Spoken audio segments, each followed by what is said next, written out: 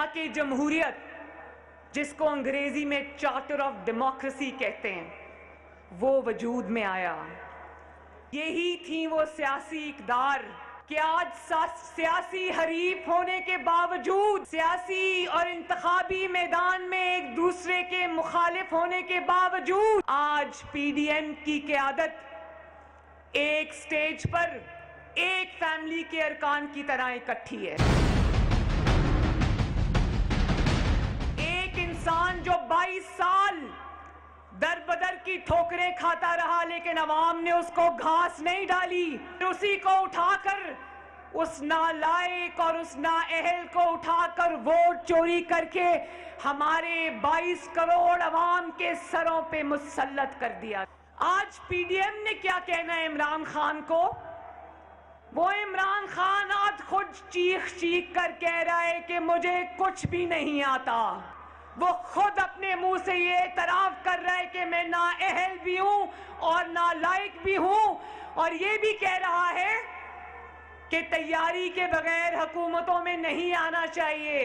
भाई तुम्हें ये कहना चाहिए कि तैयारी के बगैर हुकूमतों में नहीं लाया जाना चाहिए। बिस्मिल्लाहिर्रहमानिर्रहीम, अस्सलाम वालेकुम। मैं हूं मोहम्मद उस्मान और आप देख रहे हैं प्रोग्राम हरफ राज और मकबूल जान के साथ। ये जलसा आम था गढ़ी खुदा बख्श में, जिसमें मरियम नवाज साहिबा मुस्लिम लीग की नुमाइंदगी करते हुए धुआंधार खिताब कर रही थी। उनकी इस शिरकत को और इस खिताब को जो सियासी माहिरीन है, कुछ उस पर तनकीद कर रहा है, कुछ उसकी तारीफ़ कर रहा है कि एक ऐसी सियासत कि जो कल दुश्मन थे आज दोस्त बने हुए हैं, और कल के जो दोस्त थे आज दुश्मन बने हुए हैं। इसीलिए कहते हैं कि सियासत के सीने में दिल नहीं होता। इल्ज़ामात जिसकी बरसात थी, यही दो जमातें, दो नज़रिया था, एंटी पीपल्स पार्टी वोट और उसका प्रो मुस्लिम लीग वोट, ये सारा था। लेकिन ये तमाम तर जमातें पीडीएम के प्लेटफॉर्म पे हमें गढ़ी खुदा बख्श में नजर आई। पाकिस्तानी सियासत के उतार चढ़ाव पर आज हम गुफ्तगू करेंगे और जो सियासी मुखालफतें हैं उस पर भी बात करेंगे प्रोग्राम में, और साथ ही जिक्र होगा कराची में मरदमशुमारी के हवाले से सियासी जमातें तहफ़्फ़ुज़ात का शिकार हैं और वफाक से मुतालबा किया जा रहा है। इस मामले पे भी जो मेन स्टेक होल्डर्स हैं उनसे बात करेंगे, और साथ ही जिक्र करेंगे प्रोग्राम में अमेरिका में 6 जनवरी को आखिर क्या होने वाला है, कि पूरा अमेरिकी प्रेस किस बात की, किस चीज़ की खबर दे रहा है, कि सदर ट्रंप क्या करने वाले हैं। इस पर भी करेंगे बात। बढ़ते हैं अपने पहले मौजू की जानिब, और यह सब पाकिस्तानी सियासत का, जैसे मैंने जिक्र किया कि कल के जो दुश्मन थे आज एक ही प्लेटफॉर्म पे, एक ही स्टेज के ऊपर, और वही मुस्लिम लीग जो बेनज़ीर भुट्टो को क्या क्या नहीं कहती रही, जुल्फ़िकार अली भुट्टो को क्या क्या नहीं अलक़ाबात से नवाजा जाता रहा, लेकिन आज जो है ये तमाम इकट्ठे हैं। और जो स्टेज के ऊपर तकरीर हुई का मरियम नवाज साहिबा की, इवन बाकी जो मुखालिफिन थे, आपके जो सरदार अख्तर बैंगल हैं वो भी नज़र आए, उन्होंने भी खिताब किया। तो ये जो उतार चढ़ाव सियासत के अंदर पाकिस्तान में रहता है, तो अवाम ऐसे में किसके बयानिए को जो है वो तस्लीम देखें, ये इससे ज्यादा बदकिस्मती किसी भी मुल्क की या किसी भी माशरे की नहीं हो सकती। आपका एक भाई अगर 4 भाइयों को लेके एक दुश्मनी पाल ले, तब वो जब दोस्ती करने लगता है तो फिर कहता है कि 4 भाइयों से कि मुझसे गलती हो गई थी, मैंने तुम लोगों को उस दुश्मनी में झोंका, तुम्हारे बच्चे मरवाए, अब मैं उसका सुलह करना चाहता हूं, ये मेरी मामला है। ये वो नस्ल है पाकिस्तान के। अब जरा सा गिनने शुरू हो जाते हैं किस किस ने। पहले तो मरियम नवाज की बात कर लेते हैं, जिस मिसाक जमहूरियत का उसने नाम लिया है, जिस दिन इसका बाप और मोहतरमा बेनजीर भुट्टो वो मिसाक जमहूरियत साइन कर रही थी, पीपल्स पार्टी जो है वो आईएसआई के चीफ, जिसको ये गालियां आप देते हैं, उसके साथ बैठ के दुबई के अंदर क्यानी के साथ बैठ के नेगोशिएशंस कर रहे थे। उनसे भी मिसाक हो रहा था, उनसे भी मिसाक हो रहा था। सिर्फ एक छोटी सी मिसाल आपको था, जिस मजार के ऊपर खड़े होके आज ये बातें कर रहे हैं, वो बेचारी अगर वो कभी हो जरा सा बताए, अगर वो बेनजीर की जरा सा सुनाइएगा जरा सा 2 मिनट के लिए वो बात, फिर उसके बाद बात करते हैं कि जो उसने उस वक्त इंडियन टीवी को कहा था कि क्या कुछ नहीं किया इसके बाप ने उनके साथ, उस औरत के साथ। आप सोच सकते दरबदर, जरा चलाइए। 11 साल खुद जरदारी साहब जेल में रहे इन्हीं के दौर में। खुद इसने क्या कहती है, सुनाइए जी, बेनजीर भुट्टो क्या कहती है। Nawaz Sharif. If you choose between two, Nawaz and I will choose Musharraf any day. he's a better person. Musharraf, Nawaz Sharif نے جس طریقے سے کام کیا، جانور بھی اس قسم کی بروٹیلٹی نہیں دکھاتے ہیں. میرے سیکرٹری کے پاس آئی سائٹ نہیں ہے، میرے ایکس باڈی گارڈ کے پاس نی کیپ کے اندر اس کے کام نہیں کرتے ہیں. ہی بروک ہز نی کیپ. میرے وکیل کو گرفتار کیا گیا. اس پیشی سے اس پیشی اس پیشی وہ بیچاری جب جہاں پہنچی ہے تو آپ سوچ سکتے ہیں کہ جس لیول تک وہ پہنچی، باہر کس نے بھجوایا اس کو، کیسے وہ بھاگ کے گئے. پھر یہ ان لوگوں کو چہرہ ہے پاکستان کے سامنے دکھانے کا کہ جن کے لیے ووٹ خریدے گئے تھرو آؤٹ. یعنی آپ سوچ سکتے ہیں آئی جی آئی کس نے بنائی تھی اور کس کے لیے بنی تھی اور کس کے لیے ووٹ خریدے گئے تھے اور کس لیے بندے توڑے گئے. تو اسد درانی صاحب نے بتا دیا نا کس کے لیے ہوا تھا. سارا جنرل صاحب نے بتا دیا آئی جی آئی کیوں بنی تھی. حمید گل کہتا ہوتا تھا کہ ہم نے کس لیے بنایا، کس کا راستہ روکنے کے لیے. اچھا پھر اس کے بعد بینظیر جس وقت آئی ہے تو جن کمپرومائزز کے ساتھ وہ آئی ہے، جس طرح اس نے صاحبزادہ یعقوب علی خان کا وزیر لیا ہے، وی اے جعفری کو اس میں لیا ہے، یہ سارے کے سارے لوگ اس کی کیبنٹ کے اندر موجود تھے. پھر اس کے بعد سیکنڈ ٹائم جس وقت اس کا بس چلا نیگوسیشن کرنے کا تو جنرل وحید کاکڑ کے ساتھ جو کاکڑ فارمولہ آیا تھا اس کے اندر بینظیر جو ہے وہ اس لیول تک پہنچ گئی ہوئی تھی کہ صدر بھی اپنا اور خود بھی اپنے. اور پھر اس کے بعد دوبارہ نواز شریف نے کیا. 2008 کی مثالیں وہ دے رہی تھیں محترمہ. اب آتے ہیں ذرا سا بلوچستان کے ان لیڈر قوم پرست. مینگل صاحب کا بھائی ذوالفقار علی بھٹو کے زمانے میں مسنگ پرسن ہوا. جھوٹ بولتے ہیں وہ لوگ جو آج کہتے ہیں کہ ضیاء الحق کو گالی دینے کے لیے. ضیاء الحق آخری 6 مہینے میں آیا ہے. اس سے پہلے ٹکا خان تھا، جس ٹکا خان نے بلوچستان کے لوگوں کو مارا، قتل کیا، لوگ پہاڑوں پہ گئے، لوگ وہاں چلے گئے. اس ٹکا خان کو پنجاب کا گورنر کس نے لگایا؟ کسی جرنیل نے؟ پیپلز پارٹی نے لگایا. وہ ٹکا خان پیپلز پارٹی کا سیکرٹری جنرل رہا، جس نے ایسٹ پاکستان میں فکرہ بولا تھا کہ مجھے لوگ نہیں چاہیے، مجھے زمین چاہیے. یہ ٹکا خان کا فکرہ تھا، کسی اور کا فکرہ نہیں تھا. معاملہ یہ ہے کہ وہ شخص جہاں کھڑے ہو کے تو بات کرتا ہے اور آج کی ساری کی ساری کی یہ لاشیں پہنچاتے ہیں. پہلے اپنے 6000 بلوچوں کا تو حساب لے لو. پہلے ذوالفقار علی بھٹو کے اس جس قبر پہ آپ کھڑے ہو، کیا وہ ایسے ہی تھے؟ ماؤں کے بیٹے نہیں تھے جو پہاڑوں پہ گئے؟ وہ عبدالنبی بنگلدی آج تک وہاں بیٹھا، کیوں بیٹھا ہوا ہے؟ وہ جو 6 شہیدوں کو جا کے دفن کرتے ہو اور اس کے بعد ان کے اوپر جھنڈے گاڑتے ہو، کس نے گاڑے تھے؟ کیا آپ کو نہیں پتا کہ ذوالفقار علی بھٹو کی ذاتی انا نے یہ سارا کچھ کیا تھا؟ کیا آپ کو نہیں پتا کہ شاہ ایران کے کہنے کے اوپر کس نے کیا تھا؟ کیا آپ کو نہیں پتا کہ پولینڈ کی جو ایمبیسی تھی اس کے اندر سے اسلحہ کس نے نکالا تھا؟ کیا آپ کو نہیں پتا کہ لندن پلان کون لے کے آیا تھا؟ آپ ہم سے باتیں کرتے، آپ کس قوم کو بیوقوف بنا رہے ہیں؟ آپ محمود خان اچکزئی، اس کے والد کس کے زمانے میں مارا گیا تھا؟ ذوالفقار علی بھٹو کے اس وقت گن کے کہتے تھے جو 37 شہید ہیں ذوالفقار علی بھٹو کی وجہ سے ہوئے، ان میں سے ایک عبدالصمد اچکزئی کا نام گنا جاتا تھا. پھر مولانا فضل الرحمان کے لوگ آ جائیں، مفتی محمود کو گئے وہاں پہ نہیں، مولانا حیدری تو گیا نا، مولانا صاحب مولانا حیدری گیا نا. مولانا مفتی محمود کو ذلیل الرسوا کس نے کیا تھا؟ اس کی گورنمنٹ کس نے توڑی تھی؟ کے پی کے اندر جو اس وقت صوبہ سرحد ہوتا تھا، اور جس طرح کی غلیظ لینگویج ذوالفقار علی بھٹو مولانا مفتی محمود کے بارے میں کبھی کس نے کی ہے؟ اور پھر اس کے بعد دوسرا لوگ پھر آئیے ذوالفقار علی بھٹو کی اس کے بعد اس دنیا سے چلے جانے کا جو ایک پروسیس، اس کے بعد پیپلز پارٹی نے کون سا شہر ہے جہاں لوگوں کو نہیں مروایا؟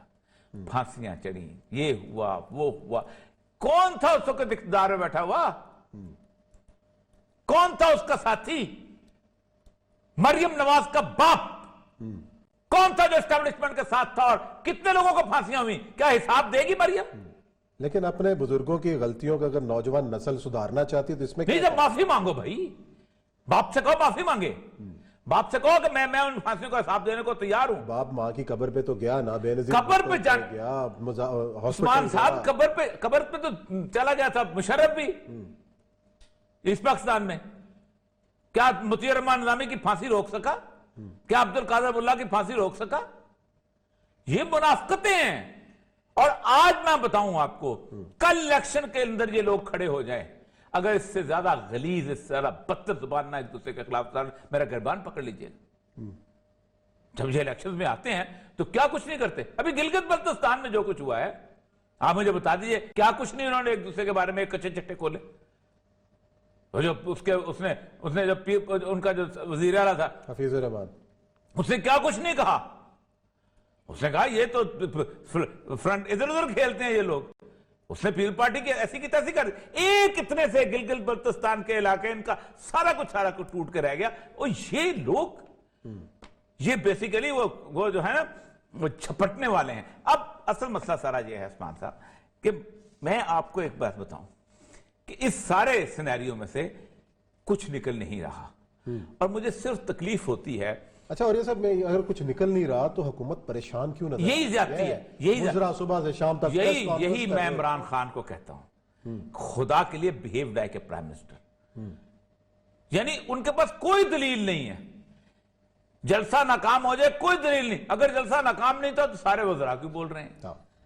اگر پی ڈی ایم میں لفٹ پڑ دے، اگر ہماری پی ڈی ایم، او بھائی تم اپنے 45 بندوں کے منہ کے اوپر چھکو لگاؤ تو یہ سب کچھ ختم ہو جائے 5 دن کے اندر۔ پالیٹکس عمران خان کے باپ کو بھی نہیں پتا، زندہ حکومت نے خود رکھا ہوا ہے۔ دیکھیں نا، ٹوٹل پاکستان میں نون لیگ کے حق میں سارا پریس اور اس کے خلاف وہ سمجھتے تھے کہ جلسہ کامیاب نہیں ہے۔ اس جلسے کو کس نے کامیاب کیا؟ فردوس عاشق گوان نے، شہباز گل نے، عمران خان نے کتوں والی تصویر دے کے۔ او بھائی تمہیں انسیکیورٹیز، کہیں پریشانی تو ہے نا، کس چیز کی پریشانی؟ نہیں، کچھ نہیں، جب کچھ ہونے ہی نہیں لگا، بولنے کی عادت، بولنے کی عادت ہے، کچھ نہیں۔ اور مطلب ٹوٹل دیکھیں نا، پریشانی ہوتی ہے، پریشانی سب کو ہوتی ہے، ہر کسی کو ہوتی ہے۔ کمپوزر بہت امپورٹنٹ چیز ہوتی ہے پالیٹکس کے اندر، کہ آپ اپنی پریشانی ظاہر نہیں۔ کون ہوتا ہے مرد جس کے چہرے سے پتہ نہ چلے کہ وہ پریشان؟ یہ ہے پی ڈی ایم مر جاتی ہے، 1 گھنٹے میں مر جاتی ہے اگر عمران خان صاحب کے 45 بندے جو ہے نا ان کو بیگ بند کروا کے جتنے سپوکس پرسن ہیں گھر بٹھا دیا جائے۔ کیسے گھر بٹھائے؟ پاکستانی خدمت کے لیے آئے ہوئے، آپ بھی کمال کرتے ہیں۔ ناظرین یہ لیتے ہیں بریک، اور بریک کے بعد آئیں گے اور ذکر کریں گے کراچی مردم شماری کا بڑا اہم ایشو ہے، سیاسی جماعتوں کے اس حوالے سے کیا تحفظات ہیں اس پہ کریں گے بات۔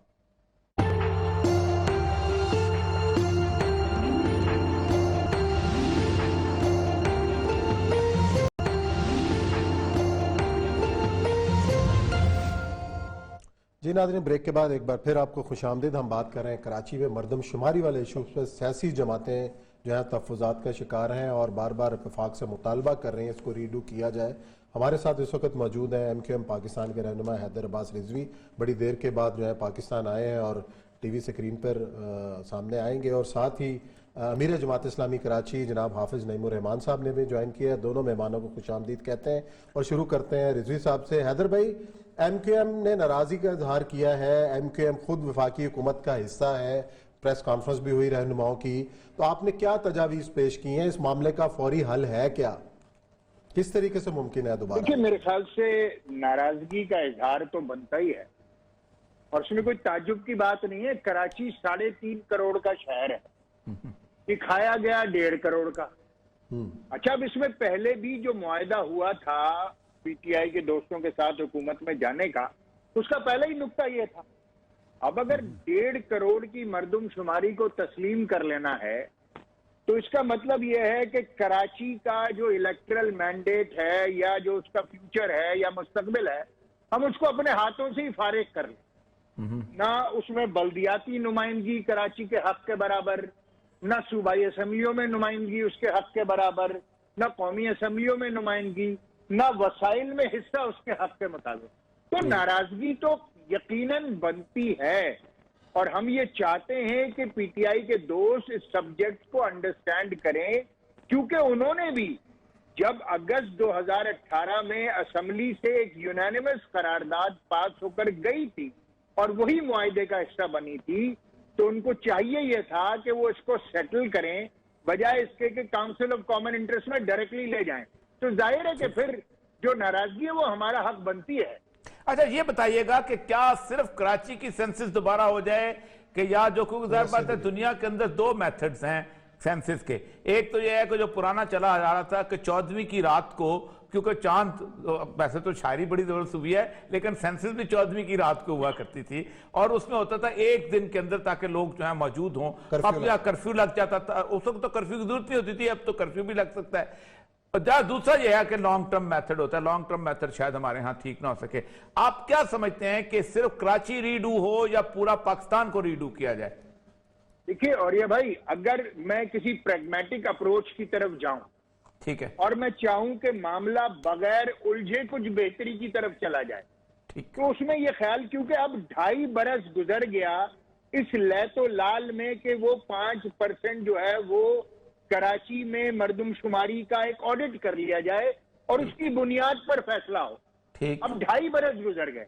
अब जब 2.5 बरस गुजर जाते हैं तो फिर जाहिर है कि वो ऑडिट उस तरीके से नहीं रह पाता, नहीं होता। लिहाजा हम बार बार वजीर आजम साहब से और काबीना के दोस्तों से यही कह रहे हैं कि कम अज कम जो अगले आने वाले कौमी इंतखाबात हैं उनसे पहले मर्दमशुमारी को यकीनी बना लिया जाए। बिल्कुल। और मेरे ख्याल से बगैर महाज़ाराई के हम ये हल पेश कर रहे हैं। अब अगर अल्लाह करे कि, अब देखिए कराची की 2/3 अक्सरियत पीटीआई के दोस्तों के पास है, अब वो कैसे ही एक अलग बहस है, मगर ये इशू उनको टेकअप करना चाहिए था। वो कहीं डरते होंगे ना कि ये 2/3 आपके पास ना चली जाए। हाँ जी। अच्छा, आपने बात की हैदर भाई के तो फिर आ जाएगी 2/3 हमारे पास। बगैर उलझे हुए मामला हल किया जाए। आप खुद हुकूमत में हैं, तो मैं हाफिज नईमुर रहमान से पूछना चाहूंगा कि आपने कराची के हकूक के लिए भी पूरा एक कैंपेन आप चला रहे हैं करसे से, और आपका बुनियादी नुक्ता मर्दमशुमारी का भी है। इसमें आप क्या हल तजवीज करते हैं, कैसे मुमकिन है? एक तो हल हैदर भाई ने तजवीज किया, हाफिज साहब आपके ज़हन में क्या खाका है? देखें, हैदर भाई को खुशामदीद। अब ये गालिबन एमक्यूएम पाकिस्तान से ही आए हैं तो चले, लेकिन मेरा ख्याल है हैदर भाई ने तो अपने वापस आने का ऐलान कर दिया है। ये जो रूठने वाला अमल था ना, उससे वापसी का ऐलान का तरीका यही है कि कह दिया जाए कि अगले कौमी इंतखाब से पहले, ये तो पीटीआई भी यही कह रही है। देखें, तकरीबन 2 साल से तो ये हुकूमत का हिस्सा है, और हुकूमत अब ज़ाहिर विफाक में पीटीआई और एमक्यूएम पर मुश्तमिल है। पहले तो कोटा सिस्टम में गैर मुअय्यना मुद्दत के लिए एक एसआरओ के जरिए इमरान खान और एमक्यूएम की मुश्तरका हुकूमत ने इजाफा कर दिया। कोटा सिस्टम की हसासियत क्या है इनसे ज्यादा कोई नहीं जानता होगा, और जिसकी बुनियाद पर शहर ने 30 साल एक बहुत बड़ी जो है वो कैंपेन देखी, और खून खराबा भी हुआ और बहुत कुछ हुआ। उसमें गैर मुअय्यना मुद्दत के लिए इजाफा इन दोनों जमातों ने मिलकर किया। मर्दमशुमारी पे तो इनका मौकिफ आया है, कोटा सिस्टम पर एमक्यूएम का ऑफिशियल मौकिफ अब तक नहीं आ सका कि जो काम पीपल्स पार्टी नहीं कर सकी वो इमरान खान ने कराची वालों के साथ कर दिया, और एमक्यूएम उनके साथ शरीक है। मर्दमशुमारी का जहां तक मामला है, उसमें भी हमारी तो बहुत वाज़ेह तौर पर यह राय है कि 5% पूरे पाकिस्तान में ब्लॉक्स खोलने की बात की गई थी, वो काम 2.5 साल में नहीं हो सका। अब कराची की मर्दमशुमारी असर नो हो सकती है, मैं तो कहता हूं 1 हफ्ते में हो सकती है, 15 दिन में हो सकती है, ज्यादा से ज्यादा आप 1 महीना ले लें। और जहां तक ये बात है कि हुकूमती हलकों की तरफ से ये बात की जाती है कि भाई फौज जो है वो वहां पर सरहदों पर है और फलां है, देखें बात यह है कि 2018 में भी दहशतगर्दी के माहौल में इलेक्शन हुआ था, और हर बूथ में फौजी जवान मौजूद था। फॉर्म 45 भी था, 46 और 47 और 48 भी था, जिसकी वजह से हुकूमत वजूद में आई। और इसी तरह हम ये समझते हैं कि यहां पाकिस्तान रेंजर्स के लोग मौजूद हैं। हालात की जो यहां गंभीरता रही है तो हर जगह पर दस्तयाब हैं। पुलिस वाले अगर वुज़रा के प्रोटोकॉल से निकल जाएं तो मेरे ख्याल अच्छे खासे वो भी दस्तयाब हैं। स्कूलों का हमला भी दस्तयाब है। आप सही फरमा रहे हैं, 1 दिन में कर्फ्यू लगाकर भी हो सकता है, लेकिन चलें आप 1 महीना दे दें तो कराची की आबादी अगर ठीक हो जाएगी तो पूरे मुल्क का अंदाजा वैसे हो जाएगा। तो इसलिए ये प्रैग्मेटिक अप्रोच ये है कि कराची की आबादी दोबारा। अब सब देखें सबसे बड़ा इशू यही बनता है किसी भी जगह सेंसस के वक्त कि अगर आप किसी एक शहर को मुंतब करें तो मोबिलिटी में होता यह है कि अब कराची में आसानी से उस वक्त से पहले लोग पहुंच सकते हैं। तो इसलिए कहा जाता है कि पूरे मुल्क में एक वक्त में सेंसस, और सेंसस का पूरी पाकिस्तान में हर जगह मौजूद है, सिर्फ वही स्टाफ मौजूद हो, बाकी लोग अपने अपने घरों में हो, ताकि ये ना हो कि डुप्लीकेशन किसी जगह पे की जा सके। क्योंकि ज़ाहिर बात है होता यही है कि तो आप सिर्फ कराची का अगर तजवीज देते हैं तो वो फिर मसले उठेंगे कि जी पिशावर वाले भी आ गए, सिंध वाले भी आ गए, वहां से भी लोग पहुंच गए, बलोच भी पहुंच गए, उधर भी रजिस्ट्रेशन करवाई, इधर भी रजिस्ट्रेशन करवाई, ये इशू बनेगा। اگر آپ یہ تجویز دیتے ہیں تو پھر تو کوئی راستہ نکلتا ہے، لیکن یہاں تو پھر بھی نکل آئے گا، لوگوں اعتراض آئے گا لوگوں کا۔ میں تو آپ سے عرض کروں نا کہ پورے ملک میں کرانے میں بھی ایک مہینے کے اندر اندر کوئی پرابلم نہیں ہے۔ یہ کہنا کہ 1 سال لگے گا یہ غلط بات ہے، یہ تو بھاگنے والی بات ہے۔ اور یہ جو اب ان کا موقف اگر یہ میں نے سنا ہے تو میرے لیے حیرانی کی بات ہے کہ یہ اگلے قومی انتخاب، اس کا مطلب ہے انہوں نے طے کر لیا گویا میں جو بات ہم پہلے کہہ رہے تھے کہ پیپلز پارٹی اور پی ٹی آئی میں اتحاد ہے بلدیاتی الیکشن نہ کرانے میں، تو اب ایک اور اتحادی جماعت بھی شامل ہو گئی ہے، وہ بھی یہ چاہتے ہیں کہ بلدیاتی انتخاب نہ ہو پچھلے اگلے قومی انتخاب تک۔ تو میں سمجھتا ہوں کہ یہ 1 مہینے کے اندر اندر پورے ملک میں یہ پروسیس ہو سکتا ہے۔ کراچی تو میں نے اس لیے کہا کہ زیادہ مسئلہ ہے تو اس سے دودھ کا دودھ پانی کا پانی ہو جائے گا، پتہ چل جائے گا۔ میرا خیال حیدر بھائی سے پوچھ لیتے ہیں کہ کیا وہ بلدیاتی انتخابات، جی حیدر بھائی سے یہ پوچھ لیتے ہیں جو آپ نے سوال اٹھایا کہ وہ قومی انتخابات سے پہلے مردم شماری کے حامی ہے، بلدیاتی انتخابات سے پہلے فوری طور پہ مردم شماری کی جائے، کیا چاہ رہی ہے ایم کیو ایم؟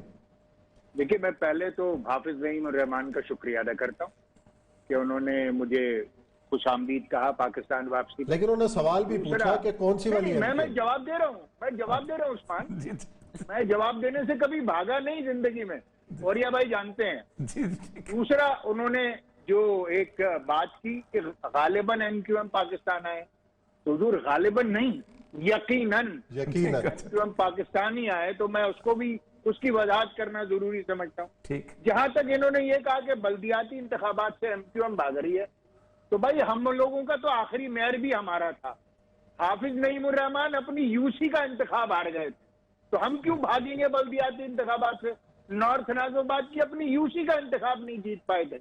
اور جہاں تک بلدیاتی انتخابات کی بات ہے تو اس میں ہماری رائے یہ ہے کہ جو گزشتہ مردم شماری تھی 17 کی نہیں 98 کی، ہماری تجویز یہ ہے کہ اس کی بنیاد پر بلدیاتی انتخابات کرائے جائیں، ہم بھاگیں گے نہیں میرے بھائی۔ جی حافظ صاحب۔ اچھا میں عرض یہ کر رہا ہوں کہ ایک تو یہ جو یو سی والی بات کر رہے ہیں تو پھر حیدر بھائی پوری پاور میں امریکہ سے لے کر کونسلر تک ان کا تھا، تب بھی جو ہے اپنا وہ تو ہار گئے تھے نا، کیا نام ہے، قومی اسمبلی کا انتخاب، اس کو چھوڑ دیں۔ اور وہ جو انتخاب ہوتا تھا وہ بھی آپ جانتے ہیں، اب تو آپ پاکستان میں آ گئے نا، بچے بن گئے، اس لیے یہ والی باتیں نہ کریں۔ تو عرض یہ ہے حیدر بھائی پہلے بھی اچھے بچے تھے، پہلے بھی اچھے بچے تھے۔ ہاں نہیں میں تو کہہ رہا ہوں نا، پوری ایم کیو ایم پاکستان اچھی بچی بن گئی ہے، تو اس لیے وہ چھوڑ دیں اب آپ جو کچھ انتخاب میں ہوتا تھا، اب تو اگلے انتخاب کی تیاری کریں۔ اور اگر یہ کہتے ہیں کہ بلدیاتی انتخاب سے پہلے تو بالکل ٹھیک ہے جی، اب آگے بڑھتے ہیں نا۔ نہیں جو بات ہے کہ 98 کی مردم شماری کے مطابق انتخابات میں حصہ لے رہے ہیں، کوٹا سسٹم پہ انہوں نے وضاحت نہیں کی۔ ویسے 98 کی مردم شماری چونکہ میں خود بھی کروائی، میرا خیال ہے حافظ صاحب کوٹا سسٹم تو ایک بہت بڑا موضوع ہو جائے گا، اس کے اوپر الگ سے ہم کر لیں گے۔ حیدر بھائی سے بھی ریکویسٹ، سسٹم پر بھی ایک جملہ کہہ دوں، چلے ٹھیک ہے، چلے بتائیں حیدر بھائی بتائیں۔ کوٹا سسٹم پر ایک جملہ، کوٹا سسٹم 1973 کے آئین کے تحت نافذ کیا گیا تھا، اور بڑی معذرت کے ساتھ اس وقت پروفیسر غفور صاحب نے اور ایک اور جماعت اسلامی دستخط فرمائے، اتنے بولے ہیں 10 سال کے لیے دستخط ہی آپ کو۔ اچھا میری بات بھی سن لیجئے، چلے سنائیں جی آپ صاحب۔ 10 سال کے لیے ہوا تھا، جب دوبارہ 20 سال کا اضافہ تھا تو آپ نواز شریف کے ساتھ حکومت میں تھے، اور آپ نے جو اب چھڑا گھوپا ہے غیر معینہ مدت کے لیے تو آپ پی ٹی آئی کے ساتھ حکومت میں، آپ نے اس وقت 2/3 میجورٹی کے ساتھ نواز شریف کی حکومت میں اس کو آگے بڑھوایا تھا، اور اب آپ جو ہیں وہ عمران خان کے ساتھ مل کر چھڑا گھونپ چکے ہیں۔ اب آپ ایسی باتیں نہ کریں، اب آپ دنوں بعد تو واپس آئیں، اچھی باتیں کریں۔ اور آپ ضیاءالحق کے ساتھ تھے، ایم کیو ایم اس وقت پارلیمنٹ میں نہیں تھی۔ 10 سال کے لیے ضیاءالحق نے بڑھایا تھا، 10 اور 10 ضیاءالحق اور 20 سال آپ اور نواز شریف، اچھی باتیں کریں، اور پھر اب عمران خان کے ساتھ مل کر کراچی والوں کے ساتھ یہ کیا ہے آپ نے۔ چلے جی اچھی باتیں کریں، مردم شماری میں بات کرتے ہیں، پنڈورا باکس کوئی اور کھل گیا تو آپ نے کوٹا امپلیمنٹ کیا ہے۔ اچھا چلے اب پہلے ہم سب یہ بتائیے گا، ہم نے امپلیمنٹ کیا 10 سال کے لیے۔ آپ سن لیجئے، آپ نے بات کی ہے تو سن لیجئے، 10 سال کے لیے طے ہوا تھا کہ انٹیریئر سندھ کے لوگوں کو اپ لفٹ کیا جائے گا، اور اس پر تمام جماعتوں نے، چونکہ آئین بن رہا تھا، بھٹو سے مذاکرات ہو رہے تھے، بھٹو کے بارے میں پچھلے سیگمنٹ میں اوریا مقبول جان صاحب نے بتا دیا کہ کیا معاملات تھے۔ آئین بناتے وقت جب یہ معاملہ آیا تو سب میں یکجہتی پیدا کرنے کے لیے 10 سال کا یہ موقع دیا گیا تھا۔ جب یہ 10 سال کے لیے مزید بڑھایا گیا تھا ہم ضیاء الحق کے ساتھ شامل نہیں تھے حکومت میں، لیکن جب 20 سال کے لیے بڑھایا گیا تھا تو ایم کیو ایم نواز شریف کے ساتھ پارٹنر تھی، اور اب غیر معینہ مدت کے لیے غیر آئینی طریقے سے بڑھایا گیا ہے تو ایم کیو ایم عمران خان کی اتحادی ہے، اور یہ کل پرسوں ترسوں میں انشاءاللہ واپس بھی آ جائیں گے، یہ کہیں نہیں جاتے، ان کی پرانی پریکٹس ہے، جاتے ہیں آتے ہیں، اور ظاہر ہے کہ یہی کام ہوگا۔ جماعت اسلامی کی بھی، اور یہ بھائی بہت اچھی طرح پاکستان کی تاریخ جانتے ہیں۔ دیکھیں عزیز بھائی، دیکھیں پہلی بات تو یہ ہے، مردم شماری کا بتائیے کیا کریں؟ ہاں جی چلیں اس پہ پوائنٹ پہ آ جائیں نا، ایک چیز پہ اتفاق کر لیں دونوں پارٹی، ایک چیز پہ۔ مردم شماری میرا خیال یہ ہے کہ اس کو یا تو پورے پاکستان میں ہونا چاہیے، ورنہ ہم یہ کہتے ہیں کہ ایک اس کے لیے تاکہ پتہ چل جائے، دیکھیں کیا انہوں نے مستقل پتے والے سارے لوگوں کو ایک کلک کے ذریعے سے، نادرا کے ذریعے سے انہوں نے وہاں منتقل کر دیا۔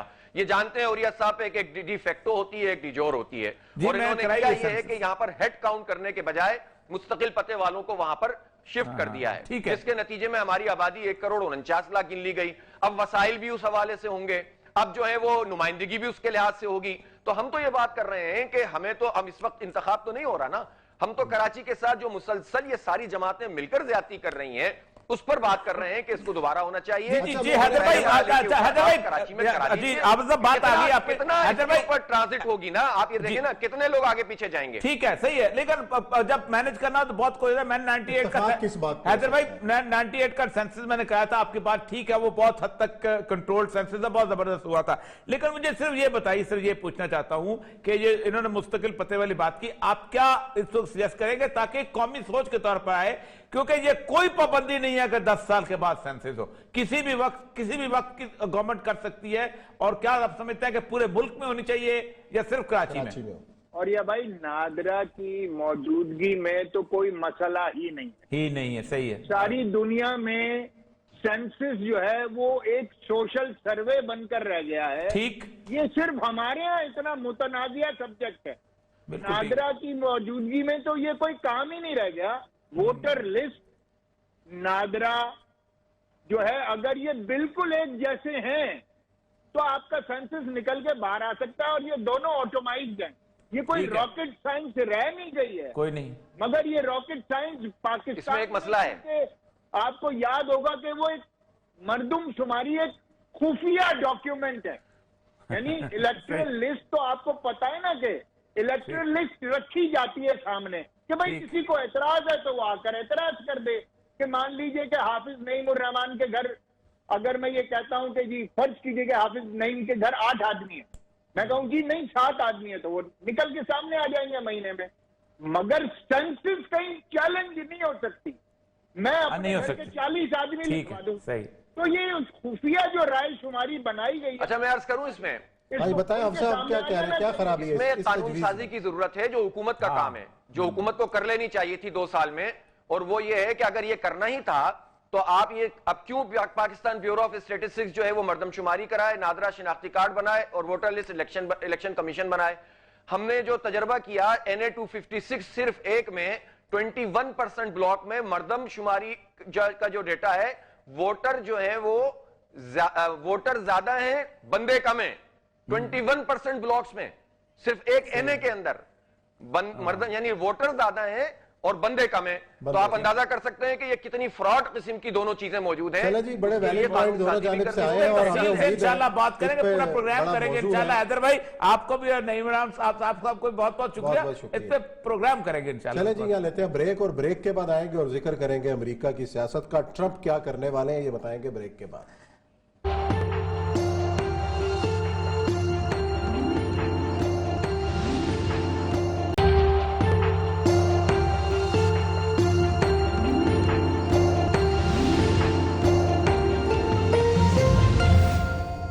جی بریک کے بعد ایک بار پھر خوش آمدید۔ امریکہ میں 6 جنوری کو کیا ہونے والا ہے، یہ وہ سوال ہے جس کا جواب جو امریکی پریس تلاش کر رہا ہے کہ صدر ٹرمپ ایسا کیا کرنے والے ہیں۔ امریکی پریس یہ خبریں دے رہا ہے کہ کوئی بہت بڑا قدم اٹھایا جانے والا ہے، فوج کو high alert, Pentagon high alert ہے، اور پہلے بھی اپنے پروگرامات میں ہم یہ بات کہتے رہے اوریہ صاحب کہ جناب ٹرمپ صاحب کوئی آسانی سے اقتدار چھوڑتے ہوئے نظر نہیں آتے، کچھ نہ کچھ کر کے ہی جائیں گے۔ اب تازہ ترین جو اطلاعات مل رہی ہیں ان کے مطابق کیا کھچڑی پک رہی ہے؟ دیکھیں وہ کہتے جو ہیں کہ ٹرمپ 6 جنوری کا انتظار کر رہا ہے. 6 جنوری میں ہوگا یہ کہ بنیادی طور پر بوتھ ہاؤسز جو ہیں جوائنٹ سیشن پریزائڈ کرے گا نائب صدر جو سٹنگ نائب صدر جو ہوتا ہے وہ پریزائڈ ہوتا ہے مائک پینس جو ہے. مائک پینس جو ہے. اس میں ہوتا یہ ہے کہ نارملی ووٹ کہا جاتا ہے کہ سرٹیفکیشن دو گورنرز جو ہیں کہ تمہارے کتنے ووٹ ہیں سرٹیفائی کرتے ہو ختم سرٹیفائی تمہارے کتنے سرٹیفائی کرتے وہ پھر اس کے بعد کاؤنٹ ہوتا ہے. لیکن اگر اس کے اوپر اسٹیٹ کے اوپر اعتراضات شروع ہو جائیں لاؤڈ اعتراضات شروع ہو جائیں تو پھر صورتحال یہ ہوتی ہے کہ وہ کہتے ہیں کہ یہ جو جہاں اعتراضات ہیں ان کو پیچھے کر کے باقیوں کو کاؤنٹ کر لو جو ٹرمپ چاہتا ہے بیسیکلی.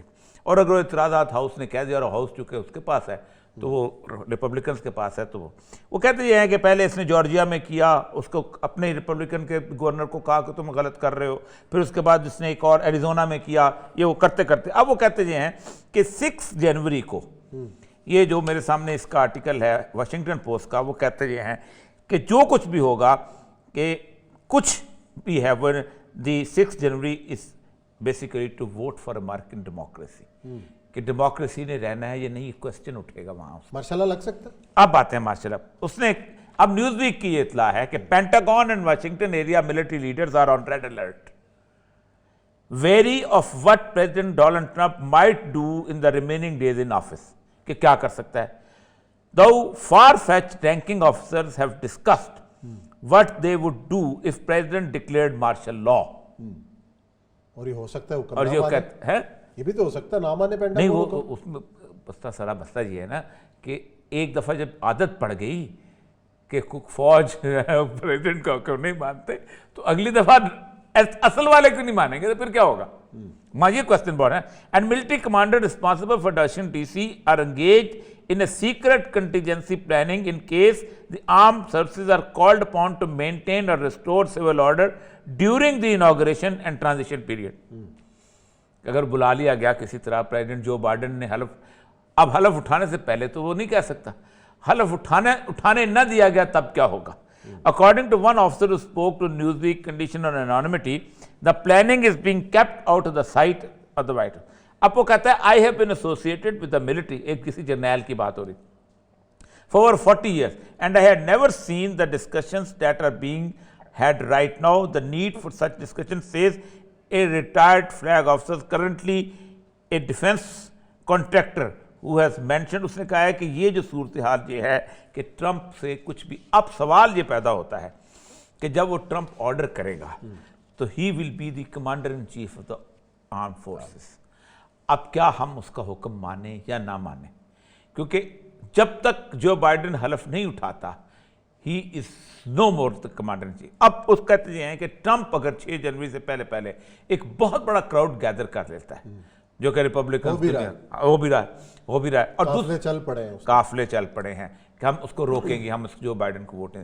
2 بڑی چیزیں جو لی ہیں اس نے ٹرمپ نے 3 بلکہ اس نے ہیلتھ بل ریجیکٹ کر دیا کووڈ والا. اس نے کہا تمہاری ایسی کی تیسی میرے زمانے میں تم نے ویکسین چھپائی رکھی تم نے اس کو کہا کہ اس کو نہ نکالو ٹھیک ہے نہیں. ان کا جو ملٹری ڈائریکٹوریٹ ہے نا ڈرگ DND کے پتہ نہیں کیا کہتے ہیں وہ اس کو کہا گیا.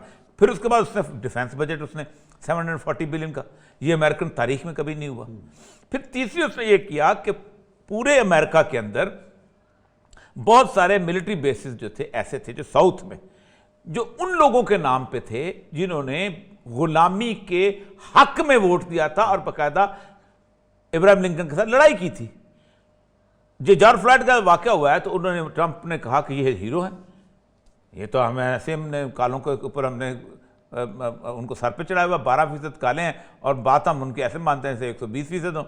تو انہوں نے ایک کانگریس نے پیش کیا کہ یہ ان کے نام مٹا کے تو کسی اور کالے کا یا کسی کا رکھ دے جائے تاکہ یہ ہمارے سرز کے اوپر سے ساری زندگی کی یہ نفرت یہ تعصب یہ غلامی کا ختم ہو. اس نے وہ بھی ختم کر دیا. اب وہ گورے اتنے خوش ہیں اچھا اب وہ اگر ایک کراؤڈ جمع ہو جاتا ہے تو وہ کہتے ہیں ہم کس کی بات مانیں گے آنے والے صدر کی یا موجودہ صدر کی. یہ مسئلہ بنا لگ تو یہ رہا جو بائیڈن ہی آنا ہے. وہ دیکھو جو اللہ کہ ڈیموکریسی نے رہنا ہے یہ نہیں کوسچن اٹھے گا وہاں. ماشاءاللہ لگ سکتا ہے. اب باتیں ماشاءاللہ اس نے اب نیوز ویک کی یہ اطلاع ہے کہ Pentagon and Washington area military leaders are on red alert wary of what president Donald Trump might do in the remaining days in office کہ کیا کر سکتا ہے.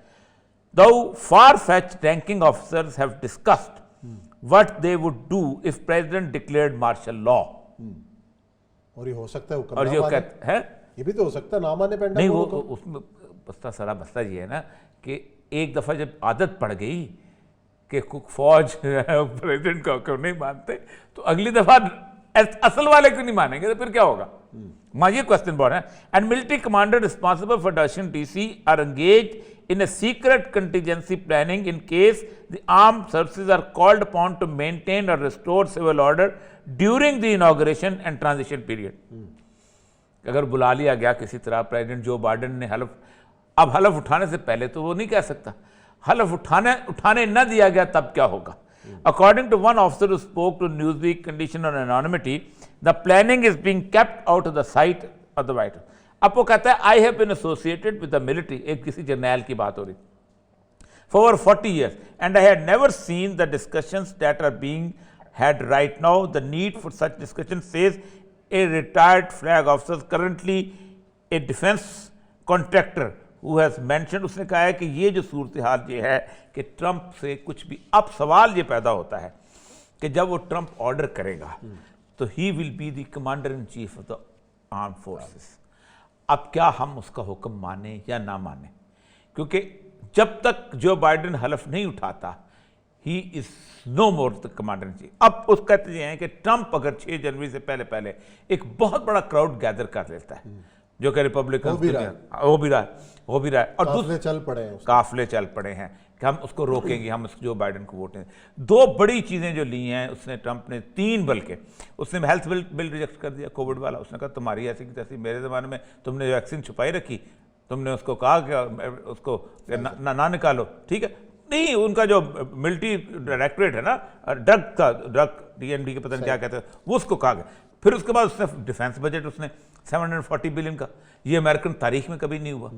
फिर तीसरी उसने ये किया कि पूरे अमेरिका के अंदर बहुत सारे मिलिट्री बेसिस जो थे ऐसे थे जो साउथ में, जो उन लोगों के नाम पे थे जिन्होंने गुलामी के हक में वोट दिया था और बाकायदा इब्राहिम लिंकन के साथ लड़ाई की थी. जो जॉर्ज फ्लॉयड का वाकया हुआ है तो उन्होंने, ट्रंप ने कहा कि ये हीरो है, ये तो हमें ऐसे, हमने कालों के ऊपर हमने उनको सर पे चढ़ाया हुआ, 12% काले हैं और बात हम उनके ऐसे मानते हैं जैसे 120% हो. तो उन्होंने एक कांग्रेस ने पेश किया कि ये इनके नाम मिटा के तो किसी और काले का या किसी का रख दीजिए, ताकि ये हमारे सर के ऊपर से सारी ज़िंदगी की ये नफरत, ये तासुब, ये गुलामी का ख़त्म हो. उसने वो भी ख़त्म कर दिया. अब वो गोरे इतने खुश हैं. अच्छा, अब वो अगर एक क्राउड जमा हो जाता है तो वो कहते हैं हम किसकी बात मानेंगे, आने वाले सदर की या मौजूदा सदर की. ये फसला बना. लग तो ये रहा जो बाइडेन ही आना है. वो देखो जो अल्लाह खैर करे. चलें जी नाज़रीन, ये प्रोग्राम का ख़त्म करते हैं. कल इंशाल्लाह नए मौज़ूआत के साथ आपकी खिदमत में हाजिर होंगे. अपना ख्याल रखिएगा. अल्लाह हाफ़िज़.